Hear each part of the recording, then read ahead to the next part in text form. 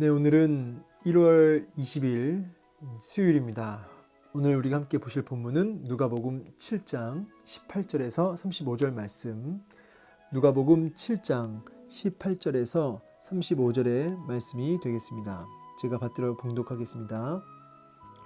요한의 제자들이 이 모든 일을 그에게 알리니 요한이 그 제자 중 둘을 불러 주께 보내어 이르되 오실 그이가 당신이오니까 우리가 다른 일을 기다리오리까 하라 하매 그들이 예수께 나아가 이르되 세례 요한이 우리를 보내어 당신께 여쭈어보라고 하기를 오실 그이가 당신이오니까 우리가 다른 일을 기다리오리까 하더이다 하니 마침 그때에 예수께서 질병과 고통과 및 악귀 들린 자를 많이 고치시며 또 많은 맹인을 보게 하신지라. 예수께서 대답하여 이르시되 너희가 가서 보고 들은 것을 요한에게 알리되 맹인이 보며 못 걷는 사람이 걸으며 나병 환자가 깨끗함을 받으며 귀먹은 사람이 들으며 죽은 자가 살아나며 가난한 자에게 복음이 전파된다 하라. 누구든지 나로 말미암아 실족하지 아니하는 자는 복이 있도다 하시니라. 요한이 보낸 자가 떠난 후에 예수께서 무리에게 요한에 대하여 말씀하시되 너희가 무엇을 보려고 광야에 나갔더냐? 바람에 흔들리는 갈대냐? 그러면 너희가 무엇을 보려고 나갔더냐? 부드러운 옷 입은 사람이냐? 보라, 화려한 옷을 입고 사치하게 지내는 자는 왕궁에 있느니라. 그러면 너희가 무엇을 보려고 나갔더냐? 선지자냐? 옳다. 내가 너희에게 이르노니 선지자보다도 훌륭한 자니라. 기록된 바 보라, 내가 내 사자를 내 앞에 보내노니 그가 내 앞에서 내 길을 준비하리라 한 것이 이 사람에 대한 말씀이라. 내가 너희에게 말하노니 여자가 낳은 자 중에 요한보다 큰 자가 없도다. 그러나 하나님 나라에서는 극히 작은 자라도 그보다 크니라 하시니 모든 백성과 세리들은 이미 요한의 세례를 받으니라. 이 말씀을 듣고 하나님을 의롭다 하되 바리새인과 율법 교사들은 그의 세례를 받지 아니하므로 그들 자신을 위한 하나님의 뜻을 저버리니라. 또 이르시되 이 세대의 사람을 무엇으로 비유할까? 무엇과 같은가? 비유하건대 아이들이 장터에 앉아 서로 불러 이르되 우리가 너희를 향하여 피리를 불어도 너희가 춤추지 않고 우리가 곡하여도 너희가 울지 아니하였다 함과 같도다. 세례 요한이 와서 떡도 먹지 아니하며 포도주도 마시지 아니하매 너희 말이 귀신이 들렸다 하더니 인자는 와서 먹고 마시매 너희 말이 보라, 먹기를 탐하고 포도주를 즐기는 사람이요 세리와 죄인의 친구로다 하니 지혜는 자기의 모든 자녀로 인하여 옳다함을 얻느니라. 아멘. 네, 오늘 본문을 보니까 이제 세례 요한이 이제 예수님께 자기의 제자를 보내는 모습을 보게 됩니다. 지금 세례 요한은 지금 감옥에 있습니다. 이제 헤롯에 대한 잘못을 지적함으로 인해서 옥중에 갇혀 있죠. 이제 그야말로 언제 순교할지 모르는 그런 상황에 있습니다. 감옥에서 그렇게 투옥 생활을 하면서 이제 있는 중에 제자 둘을 보내서 뭐라고 하냐면 오실 그이가 당신이 맞습니까? 라고 하면서 예수님에 대해서 확인하는 모습을 보게 됩니다. 사실은 세례 요한은 예수님을 분명히 알았고 그리고 예수님을 하나님의 어린 양이라고도 소개도 했고요. 또 예수님의 신발끈을 풀기도 감당치 못한다고 말도 했던 사람입니다. 그런 세례 요한이 예수님의 메시아 되심에 의구심을 나타내는 거죠. 헤롯의 미움을 받아서 감옥에 갇혀서 좀 환경이 힘들어졌기 때문인가 뭐 그런 부분이 없잖아 있겠다 생각이 듭니다. 우리 모두가 사실은 육체적으로나 정신적으로나 고통 가운데 있으면 불안하고 또 두렵고 막막하고 그러면 어떻게 됩니까? 이 믿음도 약해지는 것이죠. 여러분 그 환우들 보면 이 아프신 분들은 우리는 이렇게 얘기하죠. 기도하십시오. 근데 정작 본인들은 너무 아프고 너무 힘이 들면 기도도 안 나온다는 거죠. 사람이 기도조차 할 수 없을 정도로 흔들릴 때가 있는 것이죠. 이 환경에 의해서, 상황에 의해서 사람이 이렇게 눌리고 막막하고 앞이 보이지 않으면 참 여러 가지 그 의구심과 그 요동함이 그 안에 있는 것이죠. 사람이 이처럼 약합니다.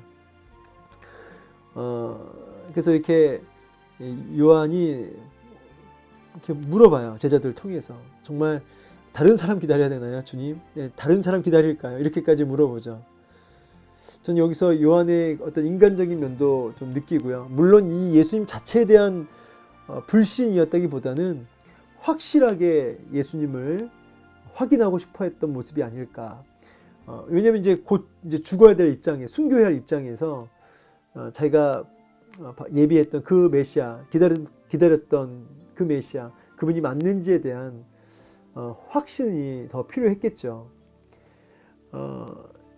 예수님은 제자들에게, 요한의 제자들에게 뭐 그렇다라고 직접적으로 말씀하지 않고 뭐라고 하시죠? 22절에 보고 들은 것을 요한에게 알려라.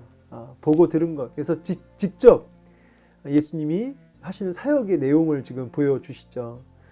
그러면서 맹인이 보고, 못 걷는 사람이 걷고, 나병 환자 깨끗하게 되고, 귀먹은 사람이 듣고, 죽은 자가 살아나고, 가난한 자에게 복음이 전파되는. 여러분, 이게 무슨 사건입니까? 이게 다 지금 불가능이잖아요. 막막함이잖아요. 정말 사망의 권세, 죄악의 권세 앞에 갇혀있던 이 소망 없고 대안 없는 인생들이 어떻게 되죠? 회복되고 살아나고 일어나는 역사들에 대해서 보고 듣게 해주신 겁니다. 요한의 제자들에게. 이게 이제 이사야서 61장에 나오는 그 희년 아닙니까? 희년의 시대, 희년의 성취자로 나 예수가 왔다. 자유와 진짜 해방을 내가 주러 왔다.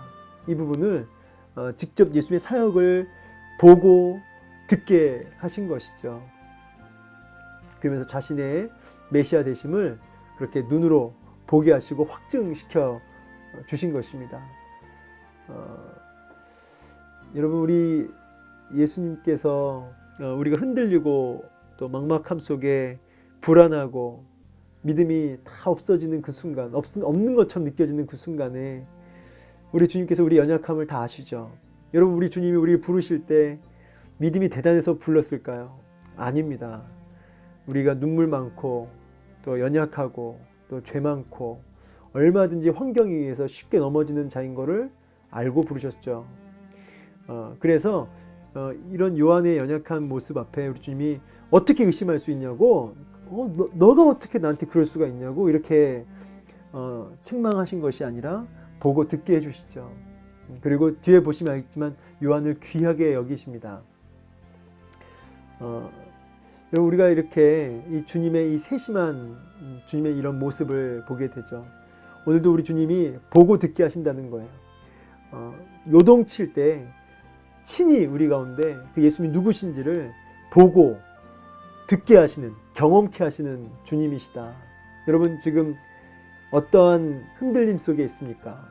보고 듣게 하시는 예수님이 누구신지를 직접 경험케 하시는 그 주님의 모습, 오늘 그 은혜가 저와 여러분 가운데도 있기 원합니다. 오늘 이러한 놀라운 회복의 역사가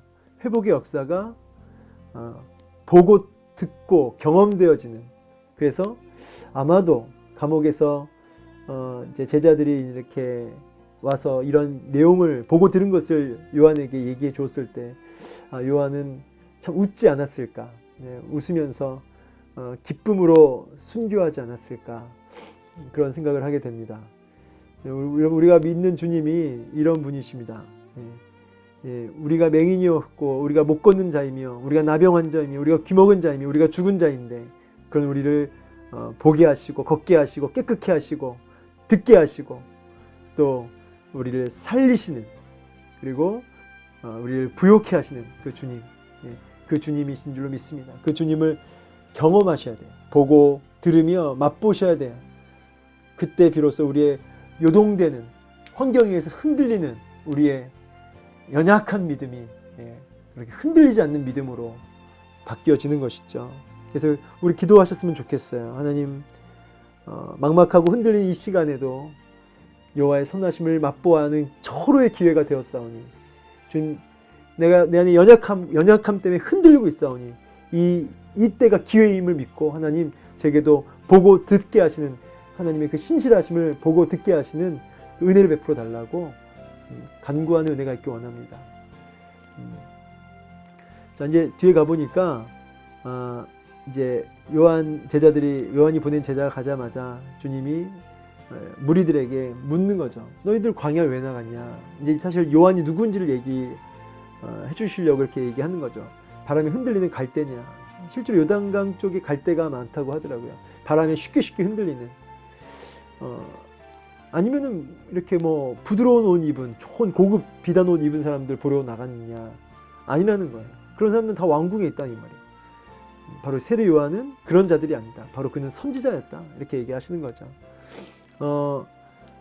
많은 사람들은 화려한 옷을 입은 사람으로, 또는 이렇게 바람에 흔들리는 갈대와 같은 어떤 자기들이 원하는 그런 모습의 요한을 기대할 수 있죠. 그러나 우리 주님은 그런 자가 아니었다. 그는 선지자였다 라고 얘기하면서 선지자보다 오히려 훌륭한 자다. 선지자 중에 정말 비교할 수 없을 만큼 그가 존귀한 자다라고 말씀하시죠. 그러면서 말라기 3장 1절 말씀 인용하면서 바로 그 성경에 예언된 성취자로 온, 내 앞길 예비하러 온 바로 그 사람이다. 여자가 낳은 자 중에 요한보다 큰 자가 없다. 이 정도의 칭찬을 하시는 거죠. 근데 반전으로, 그러나 하나님 나라에서 극히 작은 자라도 그보다는 크다. 이건 무슨 말일까요? 세례 요한은 이제 예수 그리스도를 통해서 도래하는 이제 하나님 나라, 이제 요 사이에 끼어 있는 사람입니다. 무슨 말이냐면, 이제 여기는 이제 구약이거든요. 구약. 예수님 오시고 나서 이제 하나님 노래가 도래하죠. 여기 이제 신약이라고 했을 때 요한은 그 사이에 끼어 있는 사람이에요. 그래서 약간의 뭐랄까요, 한쪽 발은 구약, 한쪽 발은 신약이 걸쳐 있는 그런. 그래서 구약의 마지막 선지자라 이렇게도 불리우죠. 이건 결국 뭘 보여주냐면, 정말 누가 봐도 가장 여자가 낳은 중에서 가장 귀하고 복된 존재이지만, 그러나 예수 그리스도를 통해서 하나님 나라에 들어오게 된 우리 성도들은 훨씬 더 복되다는 거예요. 훨씬 더 귀하다. 훨씬 더 많은 복을 입고 있다. 우리가 지금 예수 그리스도를 통해서 지금 그 부분을 지금 강조하고 계시는 거죠. 요한이 너무너무나 귀하지만 그와 비교할 수 없을 만큼 우리가 예수 그리스도 안에서 그런 하나님 나라를 소유하게 되는 그런 큰 복을 받았다는 메시지가 되는 것이죠. 그러면서 이제 세례 요한의 그 세례를 다 받았기 때문에 예수의 메시지에 다들 공감하고, 이제 뭐 다 깨닫지 못했지만 하나님을 찬양하는, 그러나 하나님 요한에게 세례받지 않았던 교만한 바리새인과 율법교사들은 하나님의 뜻을 저버리는, 자기들의 어떤 그 고집과 그 권력과 자기들의 생각에 붙들려서 끝까지 하나님의 그 회개의 메시지를 선포하는 그 메시지를 저버리는, 결국 여러분, 하나님 뜻을 저버리지 않을 것 같은 사람들이잖아요. 이 바리새인, 율법교사 다 뭐예요? 하나님 뜻하면은 그냥 꿈뻑 죽고, 하나님 뜻 그냥 말만 열면 하나님 뜻, 그냥 뭐 입만 열면, 그쵸? 입만 열면 하나님 뜻 하는 사람이 바리새인, 율법교사들이에요. 근데 그들이 하나님 뜻을 저버렸다 그래요. 굉장히 좀 여러분 두려운 말씀 아닙니까? 저도 이제 목사니까 얼마나 하나님 뜻 얘기를 얼마나 많이 하겠어요. 그런데 정작 그들이 하나님 뜻을 저버리고 있다, 이 말입니다. 왜 그래요? 왜 이렇게 됐습니까? 아까도 지금 제가 반복해서 얘기하지만, 그가 의구심이 나고 좀 뭔가 깨달아지지 않으면 세례 요한처럼 물어야 되잖아요, 예수님께. 그리고 그 예수님 앞에 연약함을 고백하고. 근데 이 바리새인과 율법교사들은 자기들이 갖고 있는 어떤 그 고집이라고 할까요? 자기들의 어떤 생각, 거기에서 벗어나질 않는 거죠. 어떤 장로들의 전통, 유전, 뭐 이런 거죠. 유전, 전통, 이런 것들을 붙들고 있는 거예요. 그래서 거기에 맞지 않는 건 다 쳐내버리는 겁니다. 그렇죠? 결국은 자기들의 어떤 이익과 또 고집과 자기 생각들에 반하는 세례 요한 예수님을 끝까지 대적하고 하나님 뜻을 저버리게 되는 거죠. 여러분, 우리 하나님 뜻을 입만 열면 말하는 우리들일 수 있는데 조심하셔야 돼요. 정말 내가 하나님 뜻을 저버리는 자가 아닌가, 이런 것을 고민하시면서 내가 붙들고 있는 고집, 또 잘못된 틀, 이게 뭔가, 이런 것들을 확인해 보실 필요가 있는 거죠. 그러면서 마지막으로 이 세대를 무엇에 비유할까? 약간 여기서는 주님의 그 목소리가 이 톤이 올라가요. 약간 이제 고조되신 거죠. 아이들이 장터에 앉아 서로 불러 이르되 우리가 너희를 향하여 피리 불어도 춤추지 않고 우리가 곡하여도 너희가 울지 않는구나. 이게 뭐냐면 당시에는 뭐 놀이 문화가 없으니까 피리 부는 건 이제 결혼식 놀이고 곡하는 건 장례식 놀이인데, 이때는 이제 피리를 부면 이제 맞장구를 쳐야 되는 거예요. 반응을 해줘야 돼요. 피리를 불면 어떻게 됩니까? 춤을 춰야 되는 거죠. 또 곡하면 어떻게 해요? 아이고 아이고 하면은 또 같이 울어야 되는 거죠. 이게 이제 장례식 놀이가 그래서 되는 거 아닙니까? 주님이 오셔서 이제 이 세례 요한이 이제 회개하라 하면서 막 선포해도 거기에서 반응이 없고, 주님이 복음의 기쁜 소식을 외쳐도 거기에 대해서 반응하지 않는, 복음과 회개의 메시지 앞에 아무 반응하지 않는, 오히려 강팍하여 그것을 밀어내고 대적하는 이 세대를 또 지금 굉장히 강하게 비유하시면서 책망하시는 거죠. 여러분, 그래서 이제 결론입니다. 여러분, 주님이 끊임없이 우리에게 말씀하고 계시거든요. 하루에도 뭐 늘 말씀, 오늘 이런 큐티도 통해서 말씀 주시지만 우리에게 끊임없이 말씀을 하시고 또 알게 하시는 하나님의 뜻. 근데 우리가 거기에 반응하냐 이 말이에요. 그런 메시지에 반응하느냐, 하나님 말씀에 반응하느냐, 아니면 그냥 세상에 취하고 내 염려에 붙들려서, 내 생각에 붙들려서, 내 환경에 붙들려서 주님의 메시지에 전혀 반응하지 못하는, 듣지도 못하고 반응하지도 못하는 이런 모습이 우리 안에 있진 않은가, 좀 돌아봤으면 좋겠습니다. 말씀 마무리하면서 우리 오늘은 특별히 이 세례 요한의 그 의심과 환경 속에 막 눌려가지고 주님께 나아가 묻는 이 장면, 그리고 주님이 보고 듣게 하시는 이 메시지를 좀 기억했으면 좋겠어요. 보고 들은 것을 요한에게 알려라. 우리도 보고 들어야 된다. 그리고 반응할 수 있어야 된다. 오늘 이 두 메시지를 좀 가슴에 좀 새겼으면 좋겠습니다. 가슴에 새겨서 오늘도 주의 메시지 앞에 반응하고, 또 오늘도 여호와의 선하심을 보고 들으며 맛보며 그렇게 확신 속에 나아갈 수 있는 저 여러분 되기를 축원합니다. 사랑합니다.